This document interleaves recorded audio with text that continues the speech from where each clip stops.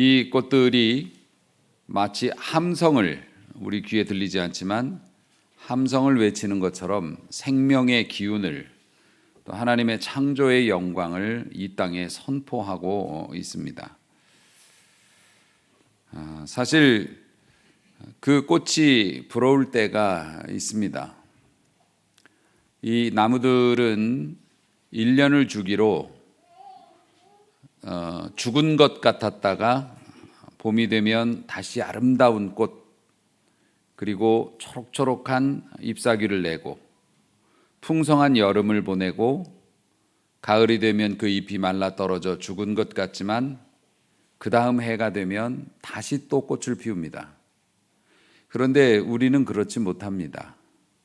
우리도 푸릇푸릇하고 꽃피는 시절이 있었지만 저렇게 여린 잎사귀처럼 어린 생명, 우리도 그랬어요. 네. 믿어지지 않지만 우리 송광호 집사님도 저 애기였다고요.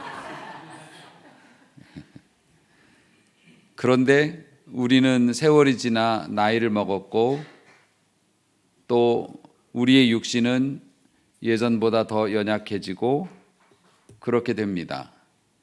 그리고 인생의 가을이 오고 겨울이 와서 우리는 깊은 잠 속으로 빠져들게 될 겁니다. 그런 걸 보면 인간도 1년에 한 번씩으로 딱 잡아가지고 젊었다가 늙었다가 이걸 반복하면 얼마나 좋겠어요. 그런데 인생은 딱 한 번이고 그렇습니다. 그렇기 때문에 우리의 인생은 더욱 소중한 것이고 오늘 우리에게 허락되어진 이 시간과 이 날들이 너무나 귀하고 소중한 것이죠. 그리고 딱 한 번뿐인 삶이고 한 번뿐인 생명이기 때문에 우리의 생명은 천하보다 귀하다 주님이 말씀해 주신 것이고 그 생명, 끊어지지 않는 생명 가지고 지옥 가지 못하도록 하나님께서 예수 그리스도를 이 땅에 보내시고 인간의 죽음을 극복하게 하신 귀한 역사를 이루셨는데 그 첫날이 오늘이라고 하는 것입니다. 그래서 우리는 매년 부활절을 기념하고 이 꽃피는 봄에 우리의 생명과 우리의 영혼도 다시 아름답게 소성하기를 소망하며 오늘도 예배를 드리고 있는 것이죠. 부활절 있었던 그러니까 주일날 새벽에 있었던 마리아와 여인들이 동굴을 찾아갔고 무덤이죠.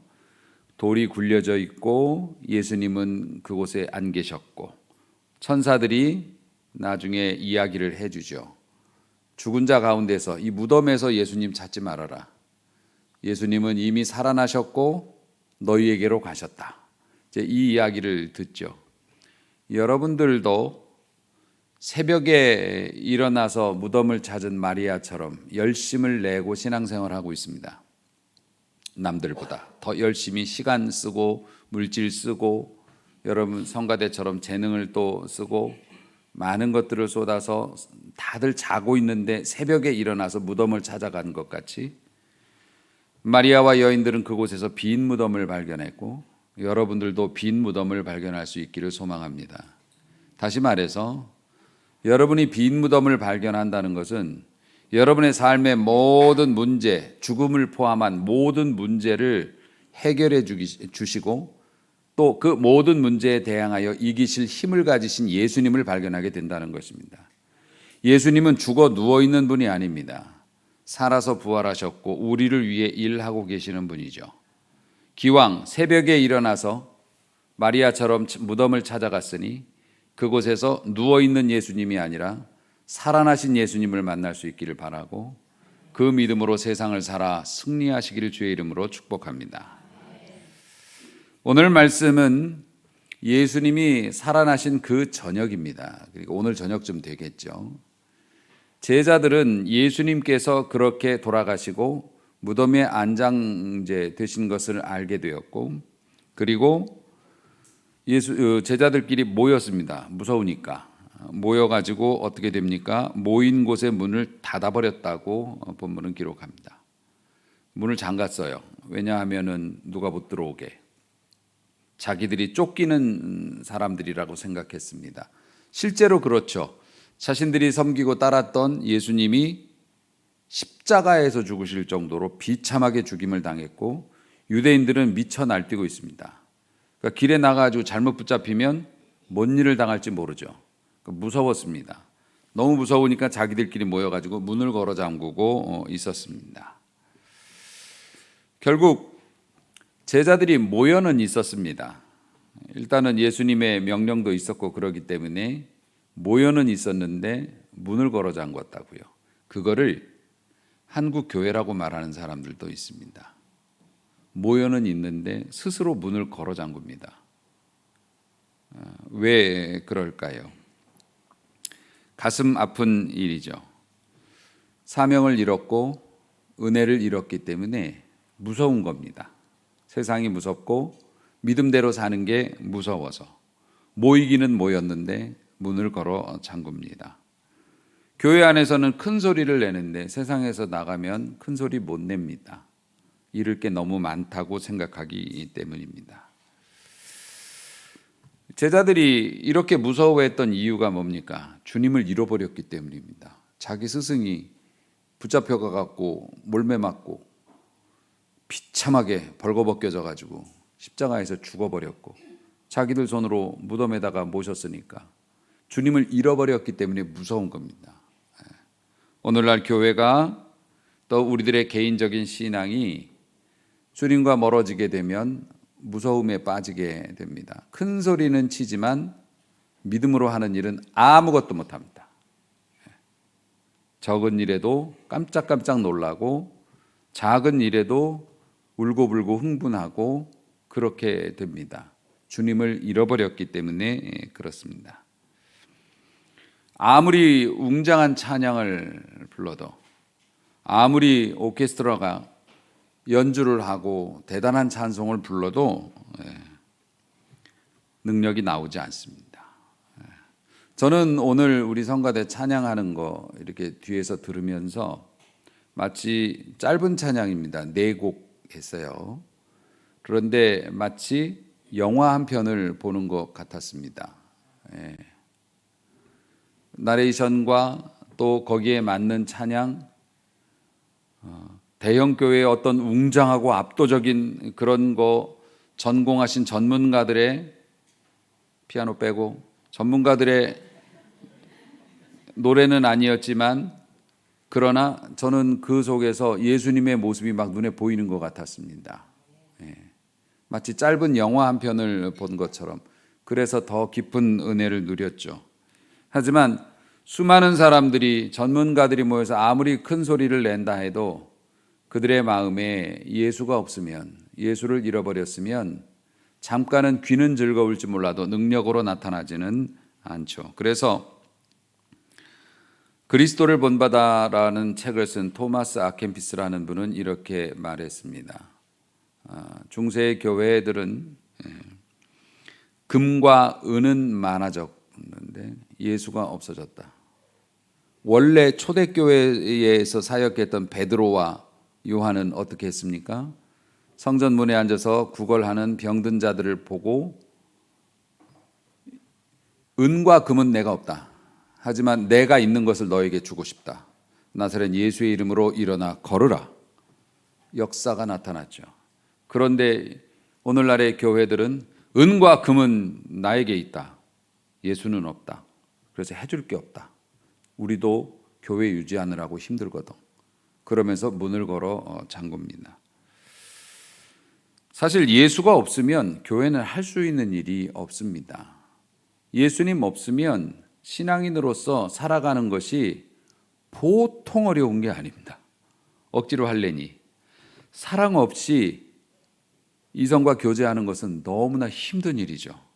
사랑이 있으면 그 모든 것이 즐거움으로 바뀌지 힘들다고 느끼지를 않습니다. 오히려 힘들면 힘들수록 내가 사랑하는 일을 위해서 이만큼 해줄 수 있으니 더 좋다라는 보람을 느끼죠. 똑같습니다. 그런데 사랑하는 성도 여러분, 이렇게 예수님을 잃어버리고 모이기는 모였는데 무서워서 스스로 문을 걸어 잠그고 안에 갇혀 있던 제자들 속에 문자 그대로 뿅입니다. 뿅 하고 예수님이 가운데 나타나셨다고 그랬어요. 얼마나 놀랐는지 제자들이, 그러니까 문도 안 열고 들어오신 거예요. 제자들이 우리로 말하면 귀신인 줄 알았다고. 귀신인 줄 알고 제자들이 입들막을 한 거죠. 경악을 한 거예요. 예수님이 분명히 비참하게 죽으시는 걸 자기 눈으로 봤고 무덤에 모셔가지고서 동굴문까지 닫아놨고 군인들이 지키고 있는 거 알고 있는데 갑자기 여기 그냥 뿅 나타나신 거예요. 이러고 있는데 나타나셔가지고서 샬롬 이러셨어요. 귀신이라고 생각을 했죠. 그랬더니 예수님께서 오늘 교동문에도 이제 그런 것들이 나옵니다만은, 야, 귀신은 살과 뼈가 없지 않니? 만져봐라. 나는 상처도 있고 내 몸 만져봐봐. 헬스는 안 했지만 단련된 근육이 있지 않니? 그러면서 만져보라고 얘기합니다. 영은 그런 것이 없어. 그런데 나는 영이 아니고 몸으로 살아났어. 이거 굉장히 중요한 겁니다. 예수님의 부활이 영으로만 부활하신 게 아니라 몸으로도 부활하신 거예요. 그러니까 여러분은 옛날 방식으로 설명하면 예수 잘 믿으면 천국에만 가는 게 아니라 이 세상에서도 잘 살 수 있어요. 할렐루야. 이길 수 있고 여러분 이 세상의 실제적인 문제도 극복이 되어집니다. 예수님은 영으로만 사신 게 아니라 몸으로도 사셨기 때문에 그렇습니다. 자, 예수님은 그런데 신기하죠. 그 몸을 가지셨는데 공간 이동 같은 걸 하신 것 같아요. 문 같은 거 정도는 그냥 열지도 않고 다니세요. 신기한 거죠. 그러니까 예수님이 그 전에 그 십자가에서 죽으시기 전까지는 인간이셨지 않습니까? 완전한 인간이어야 했고, 그러니까 인간의 한계 속에 갇혀 있었어요. 심지어는 공포와 두려움도 느꼈고, 배고픔도 느끼셨고, 물리적인 때리면 아팠고, 왜냐하면 그렇게 해야 완전한 죄를 속할 수 있는, 아무리 때려도 나는 아프지 않지. 그러면 그건 십자가가 아니지 않습니까? 그런데 이제 예수님께서 십자가에서 맨 마지막 말씀이 뭐죠? 다 이루었다. 이제 끝났다. 이렇게 말씀하셨어요. 그 다음부터는 신의 영역인 거죠. 신은 영으로만 존재하는 게 아닙니다. 육신으로도 존재하실 수 있죠. 하지만 물질계의 지배를 받지 않으십니다. 자, 하지만 제자들을 보여주시기 위해서 흔적을 가진 몸으로 오셨습니다. 그래서 다른 종교에서는 자신들의 천국을 묘사할 때 이슬람 같은 경우에는 천국에 가면 딱 30살로 다시 태어난대요. 누구든지 리셋이 된답니다. 아기는 좀 억울할 수 있겠네. 가자마자 30이야. 근데 그 나이로 영원히 산대요. 그러니까 제일 활발했을 때. 그리고 이슬람 사람들 그렇지 않습니까? 천국에서 이 땅에서 자폭 테러하고 그러면은 천국에서 몇십 명의 부인을 거느리고 살 수 있다고. 거기가 과연 천국일지는 의문이네요. 지금 한 사람도 힘든데. 미안합니다, 사모님. 잘못했습니다. 지금 내가 이럴 때가 아닌데. 자, 예수님은 그 흔적을 가진 몸으로 제자들에게 보여주셨고요. 그리고 특이한 말씀을 하십니다. 요한복음 20장 22절 말씀인데요. 그들을 향하여 숨을 내쉬었습니다. 그러니까 숨을 내쉬었는데 그 숨이라는 게 제가 잘 쓰는 말이죠. 루아흐라는 것을 쓰는데 그 숨이 뭐냐면 하나님께서 아담을 지으시고 아담에게 생기를 불어넣으셨다고 하죠. 그때 루아흐라는 단어를 씁니다. 그래서 예수님께서 숨을 내쉬셨다. 제자들에게 숨을 불어넣었다. 그 얘기는 뭐냐면 성령의 은혜를 주셨다는 뜻이 됩니다. 물론 성령 강림, 공식적인 성령께서 모든 사람에게 임하신 것은 오순절 사건입니다마는 주님께서 숨을 내쉬었다는 건 성령님을 그들에게 전하셨다는 뜻이 되어집니다. 그래서 뭡니까? 주의 성령을 받으라 하신 것이고요. 실제로 제자들은 그 성령의 세례를 받고 성령이 공적으로 임하실 때 그 예수님께서 숨으로 내어주신 그 성령이 그들의 마음에 안착하시게 될 때 그들은 스스로 가두었던 문을 깨뜨리고 막 뛰쳐나갔습니다. 죽음의 두려움도 이제는 없어요. 왜냐하면 천국을 느끼고 있거든요. 그래서 제자들은 전에는 숨었던 그 수가성 여인이 우물가에서 예수님 만나고 그전에는 사람들을 피해가지고 다니다가 은혜 받고 나서는 어떻게 됩니까? 자고 있는 사람들을 집집마다 찾아가서 깨우는 사람으로 변하지 않습니까? 그렇게 되었던 거죠. 예수님은 그렇게 제자들의 삶에 찾아오셨어요. 오늘도 여러분의 삶에 찾아가실 겁니다. 여러분의 자녀들의 삶에도 찾아가실 겁니다. 두려워하지 마세요. 그러면서 말씀을 주셨어요. 너희에게 평강이 있을지어다. 처음 하신 말씀이에요. 샬롬 이렇게 얘기해요. 에이레네라고도 얘기하는데 그게 뭐냐면은 일단 샬롬은 평화니까 전쟁의 반대죠. 전쟁의 반대. 그렇지만 에이레네라는 말, 샬롬이라는 말의 의미가 딱 고정되어 있는 게 아니에요. 자, 굶주린 사람에게 샬롬은 뭐예요? 밥을 먹어야 됩니다. 배를 채우면 샬롬인 거죠. 전쟁하는 사람들에게 샬롬은 뭡니까? 전쟁이 끝나야 샬롬이죠. 병에 걸린 사람의 샬롬은 뭡니까? 병이 치료가 돼요. 완치가 되면 샬롬인 거죠. 하나님께서는 여러분에게 샬롬이라고 말씀하십니다.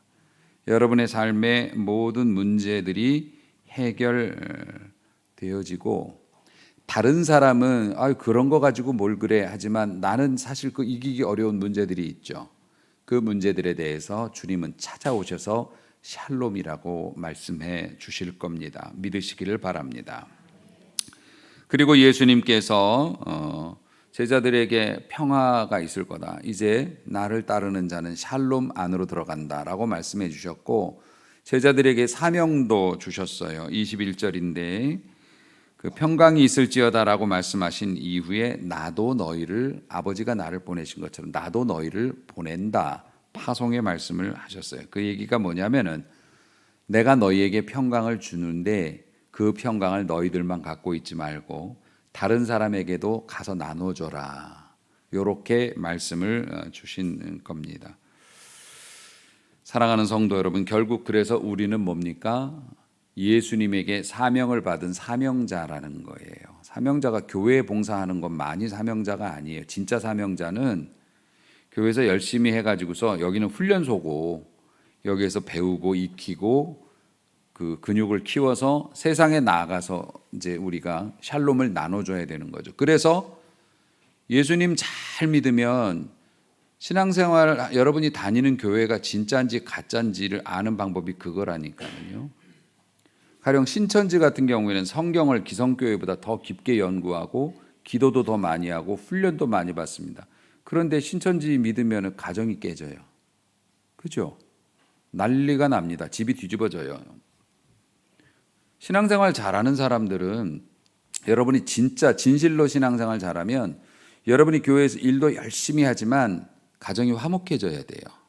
다시 말해서 여러분이 교회에 와서 일을 열심히 하는 문제로 가정에 샬롬이 없어져 버리면 그 여러분 잘못하는 거예요. 그럼 내려놓으셔야 돼요.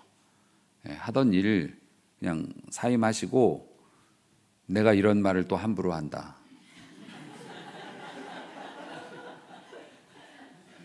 여러분에게 삿발을 뺏긴 거예요. 목사님 가정의 평화를 위해서 사임하겠습니다. 또 그런데 여러분 정말 그래요. 여러분이 그 교회에 꼭 필요하지만 그 일 때문에 가정의 평화가 깨어지고 부부간에 불화가 생기고 이렇게 되면 쉬시는 게 맞아요. 우리는 교회는 예수 그리스도가 주인이시기 때문에 여러분의 평화를 깨가면서까지 도움의 손길이 필요한 나약한 곳이 아니에요. 교회는 그렇게 보이지만 그게 아니에요.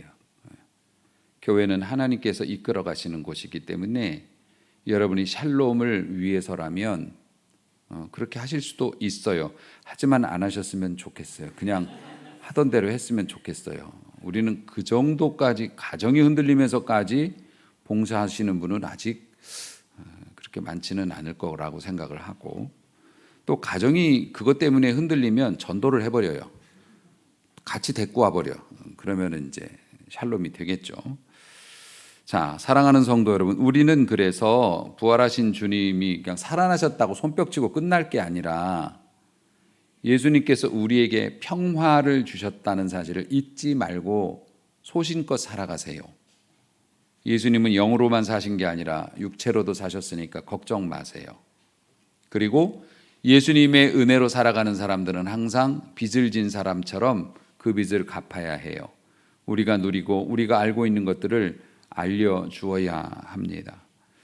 그래서 오늘 이 아침에 예수님의 부활뿐만 아니라 여러분의 사명, 나는 파송받은 사람이다 라는 것을 깨닫는 은혜가 있기를 소망을 합니다.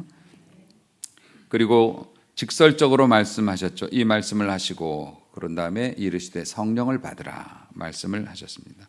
왜 성령을 받아야 하는가? 답은 정해져 있습니다. 힘으로도 안 되고 능력으로도 안 됩니다. 세상의 일이라는 게 그렇습니다. 하나님의 능력이 없이는 안 돼요. 아무것도 할 수 없어요. 문을 깰 수가 없단 말입니다.